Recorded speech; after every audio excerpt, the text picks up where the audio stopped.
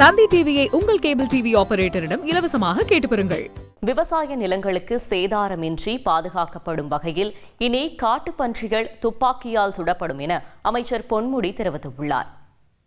1 கிலோமீட்டரிலிருந்து 3 kilometre வரை அவைகள் வந்தால் அவைகள் துரத்தி அடிக்கப்படும். 3 கிலோமீட்டருக்கு மேல் வந்தால் அவைகள் சுடப்படும் என்று கூட இதுவரை சுடுவதற்கான அதிகாரத்தை நாம் கொடுத்ததில்லை. தமிழக முதலமைச்சர் அவர்கள் இதை நலனை கருதி 3 கிலோமீட்டருக்கு அந்த வெளியே வருகிற அந்த காட்டுப்பன்றிகளை சுடுவதற்கான அனுமதியும் வழங்கலாம் என்று சொல்லியிருக்கிறார்கள். வனத்துறை இல்லாத பகுதிகளில் காட்டுப்பன்றிகள் வந்தால் அவைகளை இந்த கிலோமீட்டர் கணக்கெலாம் அதில் வராது.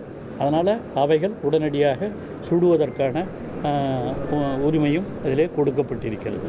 இதெல்லாம் வனத்துறை அதிகாரிகள் செய்யவிருக்கிறார்கள். இந்த விவசாய நிலங்களை பாதுகாப்பதற்கான எல்லா நடவடிக்கைகளையும் கருத்தில் கொண்டுதான் இந்த அரசாணையை உருவாக்கி இருக்கிறோம்.